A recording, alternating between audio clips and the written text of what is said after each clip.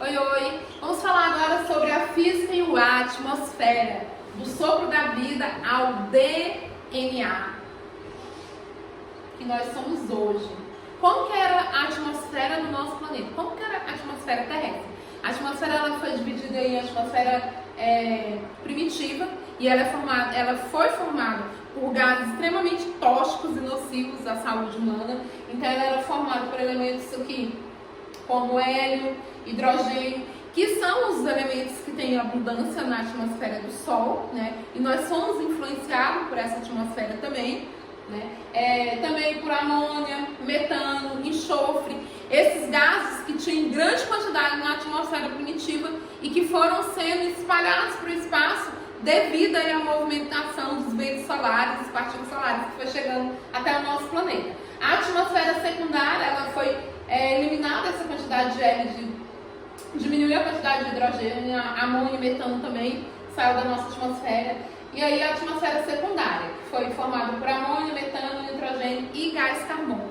E a atmosfera que nós conhecemos hoje, a atmosfera atual, que é formada aí por 78% de hidrogênio, 21% de oxigênio, 0,4% de gás carbônico, 0,1% de H2O, que são as partículas de água que tem na nossa atmosfera. E como que se dá essa atmosfera? Como que são essas camadas? Ela se divide em exosfera, termosfera, estratosfera e troposfera. A isosfera, galera, como já dá pra gente perceber, é a camada mais externa da nossa atmosfera. Ela quase não tem nenhum tipo de gás, porque eles se perdem para o espaço.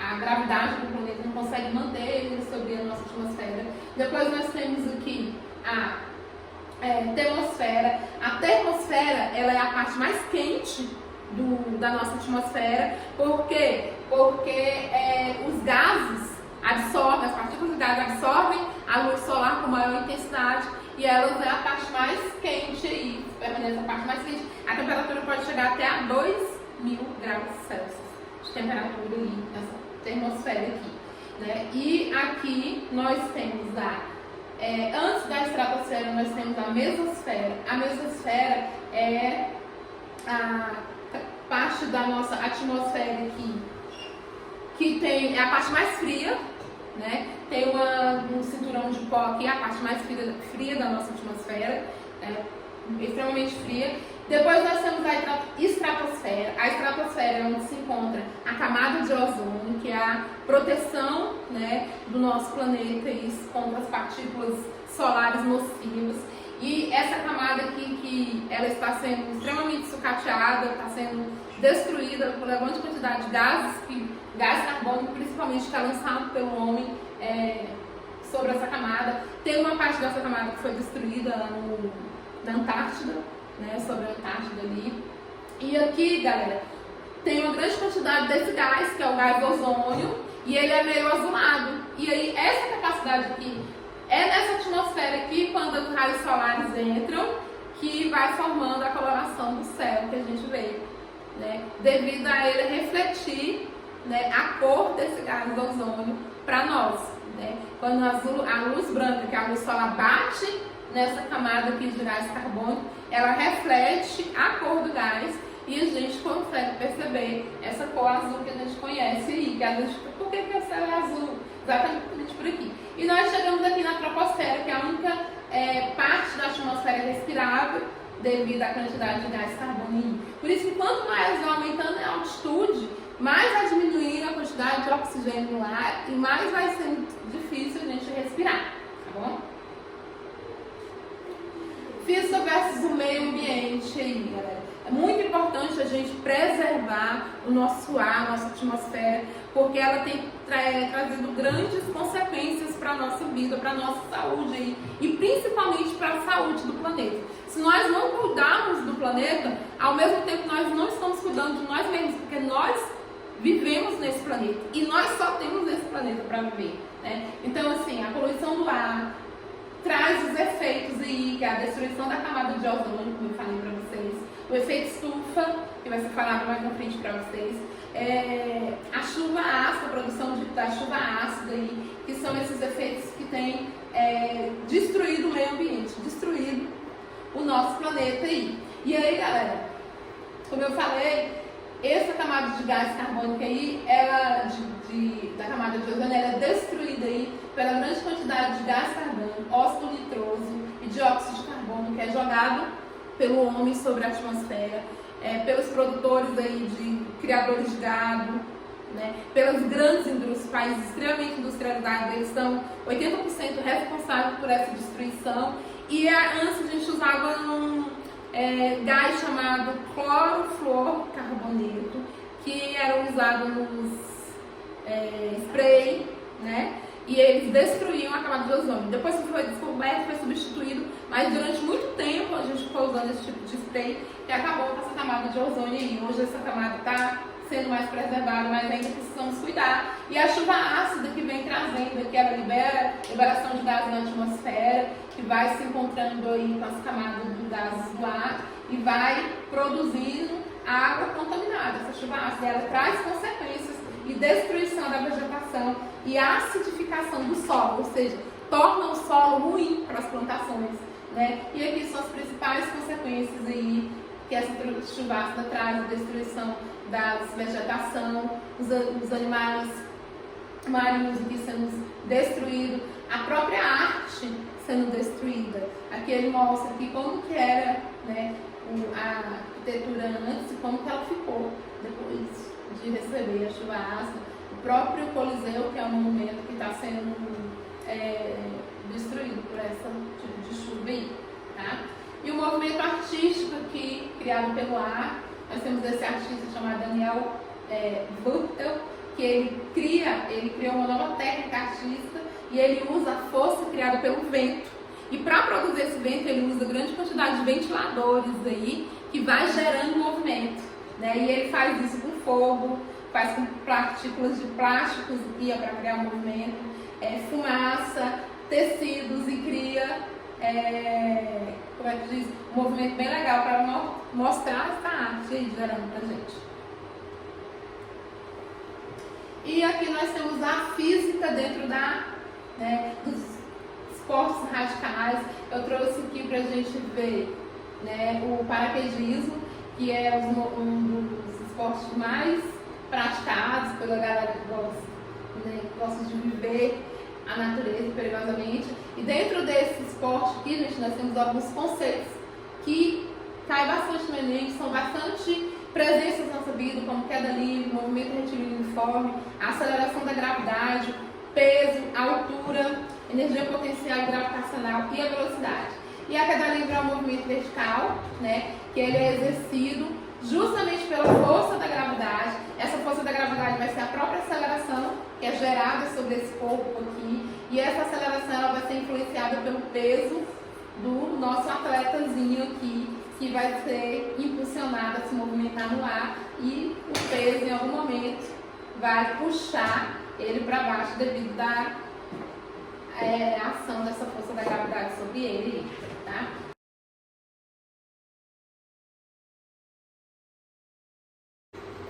Então, pessoal, o próximo elemento agora vai ser o ar. Fazendo uma contemplação ao maravilhoso céu de Brasília, né? O pôr do sol de Brasília, ele tem diferentes cores dependendo do dia, dependendo da época do ano. E falando das camadas da atmosfera, que a nossa colega Mercedes já comentou, né, do surgimento do planeta Terra, que não existia ainda oxigênio. Na verdade, quem criou o oxigênio na atmosfera que a gente respira hoje foram as plantas fotossintetizantes, tá? Que produziram, na verdade, as cianobactérias, que faziam fotossíntese e produziram os primeiros gases aí de oxigênio, certo? E aí, falando de camadas da atmosfera, a gente tem que lembrar bem da camada de ozônio. O que é o ozônio? É o O3. O oxigênio é o O2 e o ozônio é o O3. Essa camada, ela nos protege contra a ação dos raios UVA, UVB e UVC aqui na Terra, que podem provocar o câncer de pele. Mas também são raios solares necessários justamente para as plantas fazerem fotossíntese. Então a gente precisa que esses raios cheguem até a Terra. Uma parte deles pode adentrar a Terra e outra refletida. Essa camada de ozônio, ela protege exatamente essa ação desses raios nocivos. O que tem acontecido ultimamente é que as pessoas têm, o ser humano, ele tem poluído muito o ambiente com gases tóxicos. E esses gases tóxicos assumem o lugar do ozônio nessa camada. Então é uma camada de gás ozônio que está sendo substituída por gases tóxicos. E aí os raios passam diretamente e podem causar o efeito estufa. O efeito estufa, ele então vai ser gerado por várias ações antrópicas, várias ações do homem, como o uso de eletricidade, aquecimento, a agricultura, a indústria, o funcionamento da indústria, a utilização de transporte, energia e as construções. Todos esses são agentes poluidores que vão emitir gases tóxicos para o ambiente. E esse efeito estufa, como o nome já diz, vai fazer com que os gases fiquem presos aqui nessa região e deixe o planeta mais quente. Então, assim como a nossa colega falou, o uso desses gases vão prejudicar a camada de ozônio. E, como consequência disso, o que pode acontecer? O superaquecimento da Terra, derretimento das camadas das calotas polares, prejudicando a fauna e a flora do ambiente, super tempestades, furacões, então fenômenos na natureza cada vez mais intensos, né? O uso o nosso consumo, a produção industrial, ela fica cada vez mais intensa e produzindo mais gases tóxicos, aumento do volume dos oceanos e também a desertificação dos solos. Então, o nosso papel nesse momento é o quê? Tentar reduzir. Quanto mais plantas estiverem no ambiente, as plantas captam esse gás carbônico que está sendo liberado e absorvem. Então, quanto mais florestas tiverem, quanto mais plantas tiverem, menos essa poluição vai acontecer. Obviamente, a gente tem que reduzir essa emissão de gases usando energia alternativa, como a energia eólica, o aquecimento solar, reciclando materiais, evitando o uso de carros de transporte, transporte coletivo, etc. Usando mais uma bicicleta, que agora em tempos de pandemia a bicicleta tem sido um meio de transporte bem utilizado, e obviamente a plantação de árvores. E para preservar, para que a gente possa aproveitar. Então, esportes radicais aqui, como a gente observa, aqui é a APA da Cafuringa, em que você pode praticar o arvorismo, que é feito no alto das árvores, a tirolesa. Aqui perto, próximo a Brasília, tem o Buraco das Araras, que você pode praticar também o rapel, certo? E também um outro esporte radical, que é a espeleologia, que é a exploração de cavernas. Tudo isso, né, obviamente, você vai ter se você preservar.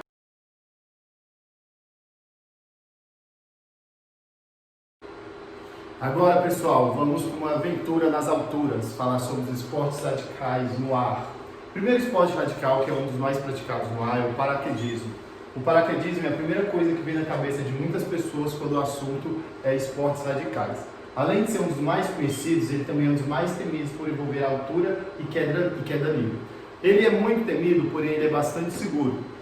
Antes de realizar, a pessoa precisa fazer vários cursos e tem algumas técnicas que caso o paraquedas não se abra, existe um computador que consegue acioná-lo. O salto do paraquedas geralmente é um salto duplo, onde você tem que fazer o curso e o instrutor vai te auxiliar toda vez que você for saltar. O curso dura mais ou menos em média de 15 minutos a meia hora e o instrutor vai te dar todas as informações que você precisa ter. O salto duplo ele tem 3 níveis, 3.000 metros, 4.200 metros e 5.000 metros. O salto geralmente ele dura 20 segundos em queda livre, o de 3.000 metros. O de 4.200 metros é aproximadamente 50 minutos de queda livre. E o de 5.000 metros, você passa 65 segundos voando em queda livre. Após esse tempo, o seu paraquedas ele é aberto e você tem uma aventura de 5 a 7 minutos voando com o paraquedas aberto. É o momento mais calmo, o momento mais tranquilo, que você sente mais segurança. Como que é essa preparação? Durante a preparação, o instrutor vai te dar todas as dicas e todas as informações técnicas que você precisa, que você pode ou que você não pode fazer. Existem algumas pessoas que no momento do salto, elas desmaiam. O instrutor, como está segurando a pessoa vai caindo desmaiada. E hoje em dia tem as câmeras que ficam filmando e quando você acorda, você já está lá no solo. Para você saber se você vai desmaiar ou não, você precisa saltar para ter essa vivência. E algumas perguntas as pessoas fazem aos instrutores sempre antes de saltar: e se o paraquedas não abrir? Em caso de necessidade extrema, o paraquedas ele assume uma reserva automática. Tem um relógio no pulso do instrutor e na mochila tem esse computador. Caso você está chegando a uma distância que já não é mais segura do solo e o seu instrutor desmaiou, você desmaiou, o paraquedas vai ser acionado de forma automática e é uma forma segura de você conseguir fazer. Com que idade você pode fazer? A idade indicada é 18 a 80 anos para fazer o paraquedismo. Pessoas obesas podem saltar de paraquedas? Não, doenças crônicas não é aconselhável saltar de paraquedas. Por quê? Porque a pessoa precisa de uma mobilidade para conseguir fazer os movimentos do paraquedas. Na hora de aterrissar, na hora de sair do avião. Então você tem que ter uma mobilidade mais avançada para você conseguir fazer esse esporte. Agora vamos falar sobre asa delta. A asa delta é bastante praticada no Brasil, principalmente na cidade do Rio de Janeiro. É tudo uma questão de pressão atmosférica. Devido ao seu formato, a asa consegue se manter estável pela resistência do ar, planando por longas distâncias. E mais, o Sol aquece o solo e o ar próximo a ele. Esse ar ele fica dilatado e com a dilatação ele fica menos denso do que as camadas superiores e por isso a asa delta consegue voar sobre o solo. Para você conseguir saltar com a asa delta e fazer seus voos, você precisa estar com um clima estável. Você precisa ter poucas nuvens e bastante sol no dia que você for saltar. A asa delta ela aproveita a movimentação das massas não apenas para se manter estável, mas também para subir mais ainda, enquanto houver sol e boas condições climáticas. Ou seja, se tiver um dia chuvoso, você nunca vai poder saltar de asa delta. Esse é o exemplo da asa delta, bastante praticado na cidade do Rio de Janeiro, uma das cidades mais bonitas do mundo, para você conseguir ver a paisagem de asa delta.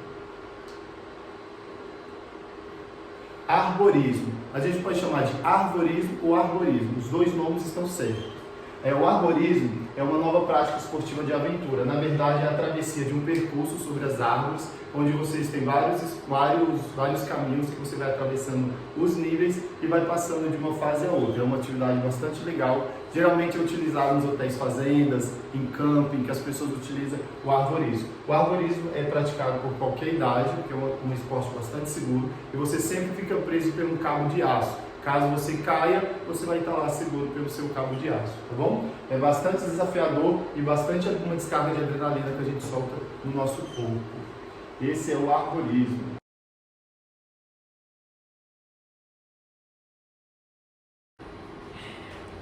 Oi, gente! Vamos falar sobre arte que muda com vento, tá? O primeiro que eu trouxe para vocês é o artista cinético neerlandês Theo Jansen, que ele constrói com tubos de PVC e garrafas de ar comprimido esqueletos de animais, né? Esqueletos que lembram animais e que imitam os movimentos desses animais, tá?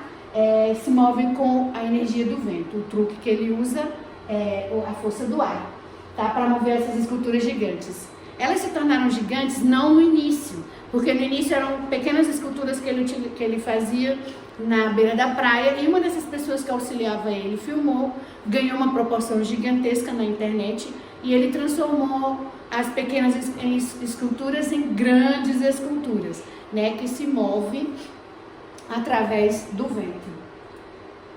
O segundo é Anthony Howell, de Utah, Estados Unidos. Ele cria imensas esculturas cinéticas, né, que se movimentam geralmente impulsionadas pelo vento, tá? Inclusive, aqui no Brasil a gente teve contato com uma delas, tá? O objetivo da escultura é alterar a própria experiência de tempo e espaço quando observada. Depende basicamente de onde você está localizado para observar a escultura. Ele foi responsável pela construção da pira olímpica das Olimpíadas de 2016, que aconteceram no Brasil. Bom, dando continuidade ao que a Ana Patrícia falou, um dos momentos mais marcantes da minha vida foi quando eu consegui ir para as Olimpíadas do Rio de Janeiro e consegui ver de perto essa pira olímpica que representa o fogo olímpico. O que é o fogo olímpico? O fogo olímpico ele representa o início dos Jogos Olímpicos. Na Grécia Antiga, quando ia iniciar os Jogos Olímpicos, os guerreiros pegavam um pouco desse fogo e colocavam na frente de todas as casas, para mostrar para a população que os Jogos Olímpicos tinham iniciado, ia cessar todas as guerras, todo o período de guerra ia parar, ia ter apenas os Jogos. Agora eu vou deixar aqui com vocês um pouco do vídeo dessa pira olímpica que ela movimenta. Essa pegada na mão esquerda.